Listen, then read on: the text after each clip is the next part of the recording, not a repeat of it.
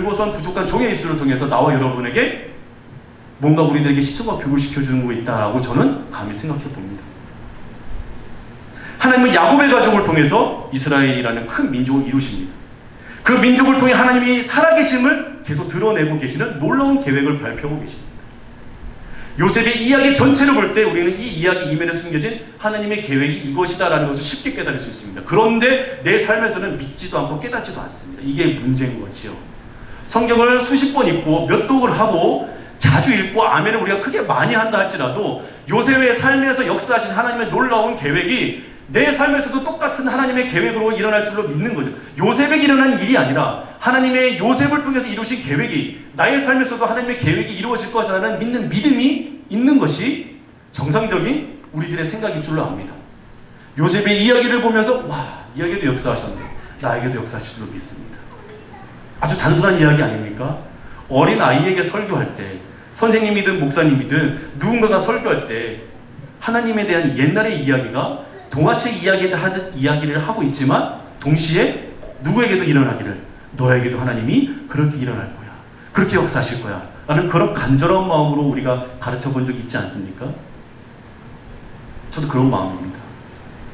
마치 우리 하나님이 이 땅에 지금 오셔서 이 자리에 서서 여러분에게 말씀하시면 뭐라고 말씀하실까요? 미루어 짐작하건대 저와 비슷한 마음으로 하시지 않으실까요? 과거에 이렇게 하나님의 역사를 받았던 사람들에 대한 이야기 해주시지 않으실까요?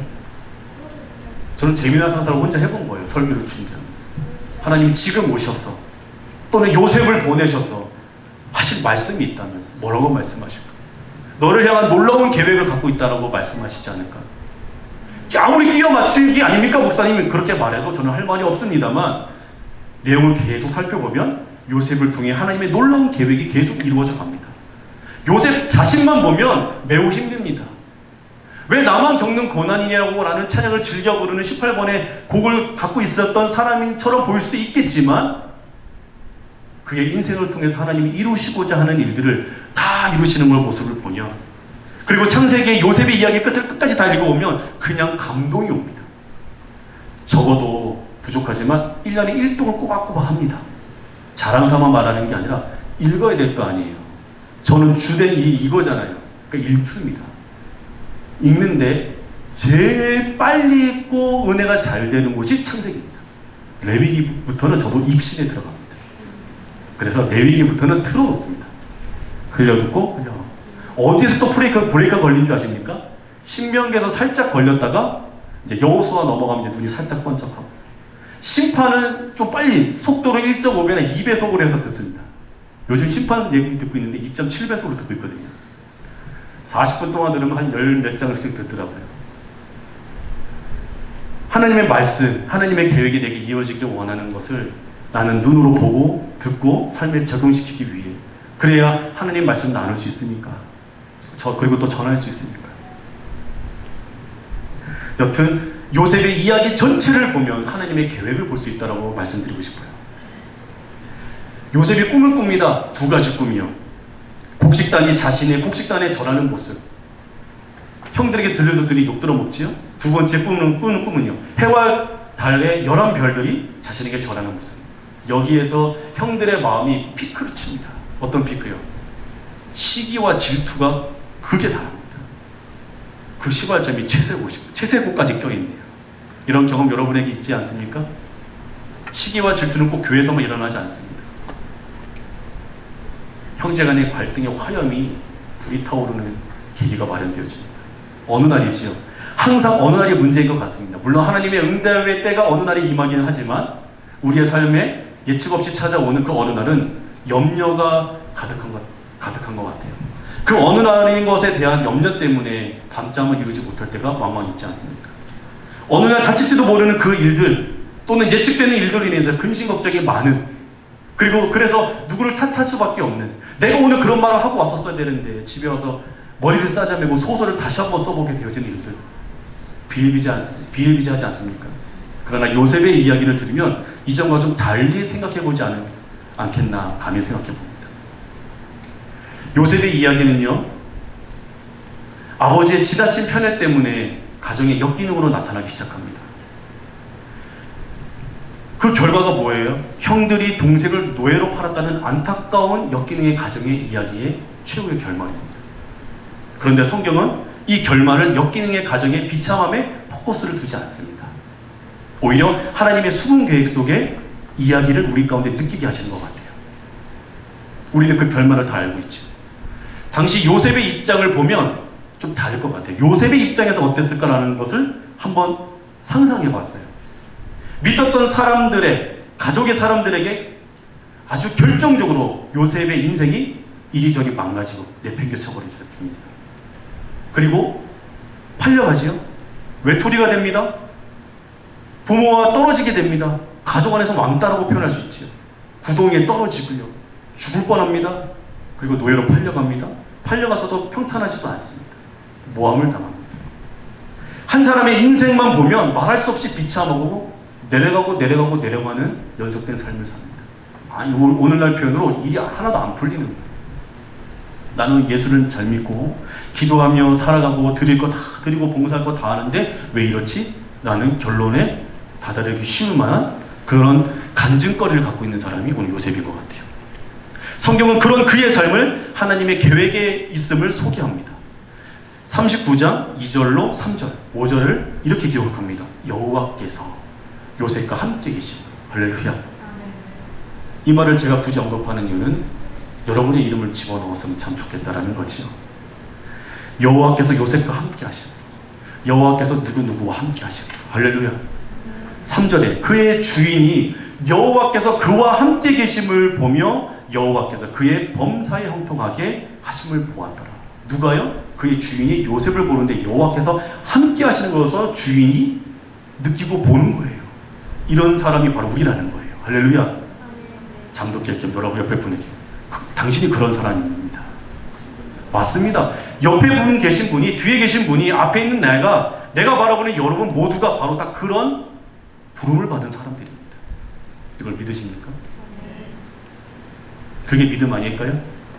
막 끌어오르는 것도 믿음이겠지만 말씀에 빗대어져서 이 말씀이 수천 년 전에 이루어진 이 말씀이, 그때 당시에 기록되어져 있는 말씀이 오늘 여기서 살아가는 내게도 동일한 말씀이라고 믿는 믿음이 믿음입니다. 누구는 텍스트라고 강조하지만 텍스트라고 할지라도 하나님의 말씀으로 받아들입니다. 5절에도 이렇게 말합니다. 39장 5절에 여호와께서 요셉을 위하여 그 애굽 사람의 집에 복을 내리시므로, 내려가는 삶의 연속 속에 비참한 속에 있는데도 하나님이 그와 함께 하신다고 성경이 계속 기록해 주고 있습니다. 우리 하나님이 이런 하나님이시구나라는 사실을 우리들에게 지금 가르쳐주고 믿으라고 말하십니다. 수많은 어려움과 근심과 걱정을 가지고 나와 찬양하며 기도하러 모였습니다. 근데 거저 저 문 밖을 나가시면 그냥 공연장에 온 거나 무슨 다름이 있을까요? 그러나 찬양 한 곡을 불러도 그 가사 한 줄이, 단어 하나가 내 마음 속에 담겨져 있는 마음의 진심을 주님 앞에 말하는 찬양하고 그렇지 않은 찬양하고 다르지요. 사람도 부르는 것에 느낌을 느끼는데 중심을 꿰뚫어 보신 하나님이 오죽하시겠습니까? 피곤한 육신을 갖고 있는 우리를 이 시간에 불러 모으셨습니다. 왜 불러 모으셨을까요? 하나님의 계획이 있습니다. 기도할 힘이 나와 여러분에게 아직 있습니다. 할렐루야. 나라와 민족과 내가 섬기는 열방과 내가 사랑하는 사람들과 오늘 내 발등에 불 떨어져서 내 옆구리를 쿡쿡 찌르는 그 모든 사람들을 품고 하나님 앞에 기도할 수 있는 힘이 내게 있습니다. 불러 모아주셨습니다. 찬양을 잘해서 부르신 것도, 찬양을 좋아해서 부르신 것도 목사이기 때문에 부르신 게 아니라 그런 마음의 중심이 있기 때문에 부르셨습니다. 그렇다고 저에게 딴지 걸지 마십시오. 안 나온 사람은 뭐예요, 목사님? 그들을 비판하려고 하는 게 아니라 우리가 모인 이유에 대한 이야기를 여러분하고 지금 나누는 겁니다. 요셉을 위하여 하나님이 우리를 위하여 부르셨음을, 그 계획 속에 있음을 나와 여러분이 믿으시기를 주의 이름으로 축복합니다. 하나님의 계획 아래 비참한 자리에 살아가는 요셉도 하나님의 계획을 알았을까요? 몰랐을까요?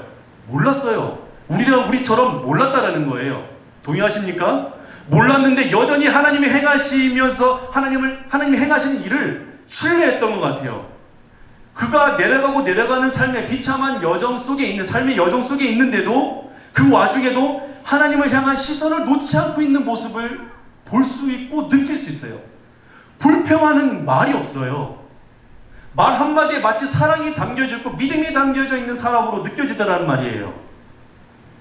우리는 말 한마디에 가시가 담겨질 때가 있어요. 말 한마디에 의도가 담겨져 있을 때가 있어요. 말 한마디에 누군가의 마음을 떠보려고, 생각을 떠보려고 하는 의도가 담겨져 있는 반면에 요셉은 살아가는, 내려가는 삶 속에서도 그런 마음이 느껴지지 않더라라는 거예요. 성경 어디를 찾아봐도. 우리는 반대로 그런 느낌을 갖고 그런 행위를 하더라도 그래서 내가 기죽자라는 게 아니라 그런 것을 좀 멀리하고, 할렐루야, 보다 더 좋은 거, 보다 더 옳은 거, 보다 하나님이 기뻐하실 것을 마음의 옷깃을 여미듯이 신앙의 옷깃을 좀 챙겨가면서 살아보자라는 거지요. 그런 믿음을 좀 챙겨보자라는 거지요. 하나님을 향한 시선을 놓지 않고 살아있음을 느낍니다. 어디에서요? 가장 비참하고 억울한 순간, 그런 삶의 터전에서 그가 그렇게 살아가고 있다는 겁니다. 심지어 남자로서 보디발 아내의 유혹 앞에서도 옷을 다 벗어 던지면서까지도 몸부림치며 살아가는 이 모습을 보면 저는 남자로서, 목사로서 저에게는 여자분은 딱 두 종입니다. 내 여자와 남의 여자. 그럼에도 불구하고 보는 것에 유혹이 많이 있습니다. 안 보려고 해도 툭툭툭 뜹니다. 얼마나 몸부림치며 살아갔는지 요셉의 마음이 느껴질 정도입니다.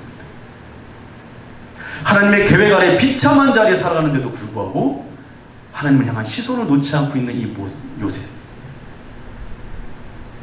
심지어 이렇게 말하지요. 보디발 아내가 잡았을 때요. 내가 하나님께 어떻게 이 죄를 짓습니까? 하고 하면서 뿌리치는 이 모습.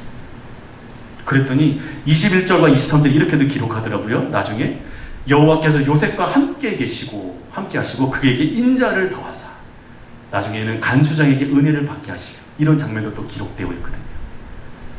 그의 삶이 하나님 앞에서 참 옳았나 봅니다. 매 순간 어려울 때마다 하나님이 그와 함께 하시고 그에게 은혜를 베푸신다는 것을 성경에 기록해 줍니다. 23절에는요. 여호와께서 요셉과 함께 하심이라 여호와께서 그를 범사에 형통하게 하셨더라. 우리도 그렇게 되기를 원합니다. 그래서 그런 마음으로 헌금하며 기도하며 막 사모합니다. 그런데 요셉이 그런 하나님의 마음을 알고 들었을까요? 그렇지가 않았다라는 거예요. 하나님을 향한 분명한 신뢰만을 가지고 그가 내려가는 비참한 현장의 삶 속에서 하나님을 향한 시선을 놓지 않고 하나님의 계획 속에 있다라는 그 믿음이 있었나 봅니다.